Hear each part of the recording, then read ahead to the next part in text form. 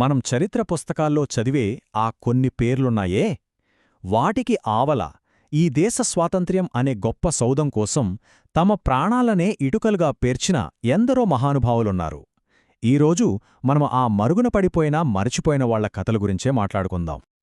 సరే, నేను చెప్పబోయేది వినే ముందు ఒక్క క్షణం కళ్ళు మూసుకొని ఊహించుకోండి. అయితే ఈ కథ ఎక్కడో మొదలవలేదు. ఇది ఏ రాజుల గురించో చక్రవర్తుల గురించో కాదు. ఇది మనలాంటి ఒక మామూలు మనిషి కథ, ఒక సాధారణమైన కల. ఎక్కడో దేశంలో ఓ మారుమూల పల్లెటూరనుకోండి. చుట్టూ పచ్చని పొలాలు, ప్రశాంతమైన గాలి. సాయంత్రం అయితే చాలు ఆ రచ్చబండమీద స్నేహితులతో కబుర్లు. ఆ ప్రపంచమంతే, చిన్నది కాని చాలా అందమైనది. ఆ చిన్న ప్రపంచంలోనే ఓ ప్రేమగా చూసుకునే కుటుంబం. అమ్మా, నాన్న, అన్నదమ్ములు, అక్కచెల్లెళ్ళు. వాళ్లతో ఉంటే ప్రతిరోజూ పండగే. కష్టమొచ్చినా సుఖమొచ్చినా చేయి వదలని బంధం.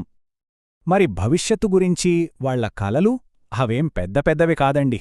బాగా చదువుకోవాలి, ఓ మంచి ఉద్యోగం సంపాదించాలి, కుటుంబాన్ని కంటికి రెప్పలా చూసుకోవాలి, వయసైపోయిన తల్లిదండ్రులకు ఆసరగా ఉండాలి. అవును, మనలో చాలామందిమి ఇదే కదా కోరుకునేది. కాని ప్రశాంతంగా సాగిపోతున్న వాళ్ల జీవితానికి, వాళ్లు కట్టుకున్న ఆ అందమైన ప్రపంచానికి ఒక్కసారిగా ముప్పొస్తే, కళ్లముందే కలలన్నీ కాలి బూడిదైపోతుంటే అప్పుడేం జరుగుతుంది?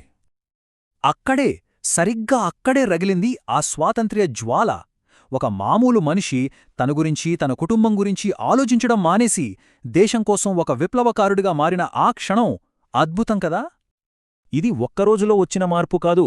మొదట ఎక్కడో మూలమూలలా చిన్నగా మొదలయ్యాయి తిరుగుబాటు గుసగుసలో. ఆ తర్వాత గొప్ప నాయకులు ఇచ్చిన పిలుపుతో దేశం మొత్తం ఒక్కసారిగా మేల్కొంది. అప్పుడు అన్యాయం జరిగిన ఒక సంఘటన, అదే టిప్పింగ్ పాయింట్. ఇక అప్పుడు తీసుకున్నారు ఆ నిర్ణయం. నా కలలు, నా కుటుంబం అన్నింటికన్నా ముందు నా దేశం అని ప్రమాణం చేశారు. ఆ రోజుల్లో ఆ స్పిరిట్ ఎలా ఉండేదో చెప్పడానికి బాల్ గంగాధర్ తిలక్ గారి ఆ ఒక్క మాట చాలు.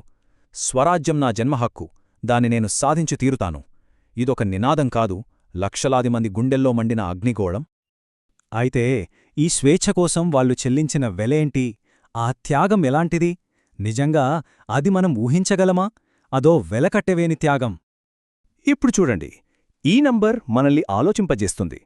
ఈ పోరాటంలోకి దూకిన ఎందరో యువవీరుల యావరేజ్ ఏజ్ కేవలం 18. అవును, 18 సంవత్సరాలు. మనం కాలేజ్ లైఫ్ గురించో, ఫస్ట్ జాబ్ గురించో ఆలోచించే వయసు అది. కాని వాళ్లు దేశం భవిష్యత్తు గురించి ఆలోచించారు. What a courage!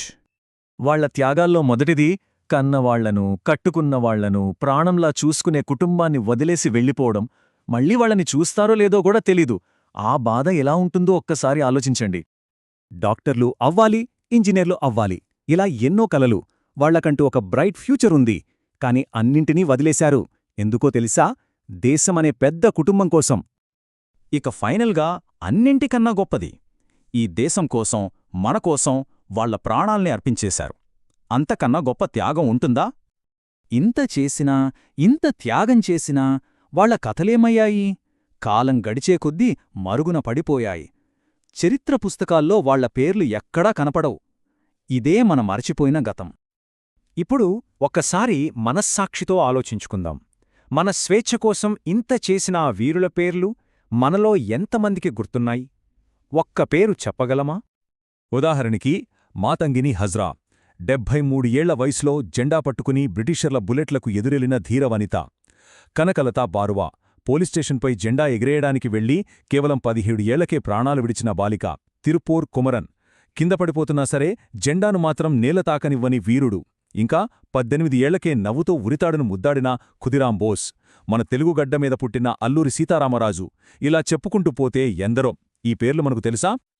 ఇక్కడ మనం ఒకటి గుర్తుపెట్టుకోవాలి. మనకు వాళ్ల పేర్లు తెలియకపోవచ్చు, కాని వాళ్ల ధైర్యం, వాళ్ల త్యాగం మన చరిత్రలో ఒక భాగం. మనం ఈరోజు పీల్చే ఈ గాలిలో వాళ్ల శ్వాస కూడా కలిసి ఉంది. ఇది మర్చిపోకూడదు. సరే, జరిగింది తలుచుకొని బాధపడితే లాభం లేదు. వాళ్ల లెగసీ, వాళ్ల వారసత్వం ఈరోజు మనకి ఎందుకు ముఖ్యం? అదే మనకు అసలైన స్ఫూర్తి. సో వాళ్ళని గుర్తుపెట్టుకోవటం మన రెస్పాన్సిబిలిటీ. దీనికి మనం చేయాల్సింది 3 పనులు. 1, వాళ్ల కథల గురించి తెలుసుకోవాలి. 2, ఆ త్యాగాల గురించి మన చుట్టూ ఉన్నవాళ్లతో, ముఖ్యంగా మన పిల్లలతో పంచుకోవాలి. ఇక 3 చాలా ముఖ్యమైనది. వాళ్ళు ఏ ఆశయాల కోసం ప్రాణాలిచ్చారో ఆ విలువల్ని మన జీవితంలో పాటిద్దాం. నిజాయితీ, దేశభక్తి, సెల్ఫ్లెస్ సర్వీస్. మహాత్మా గాంధీగారు ఎంత గొప్పగా చెప్పారో చూడండి. ఒక దేశం యొక్క సంస్కృతి ఆ దేశ ప్రజల హృదయాల్లో, వాళ్ల ఆత్మలో ఉంటుంది అని. ఆ ఆత్మను మనం బ్రతికించుకోవాలంటే మన హీరోలను మన గుండెల్లో బ్రతికించుకోవాలి. ఈ మొత్తం కథను ఒకే ఒక్క ప్రశ్నతో ముగిద్దాం. మన మూలాన్ని, మన కోసం ప్రాణాలిచ్చిన మన హీరోల్నే మనం మర్చిపోతే ఇంక మనం ఎవరమని చెప్పుకుంటాం? మనకంటూ ఒక ఐడెంటిటీ ఉంటుందా? ఒక్కసారి ఆలోచించండి.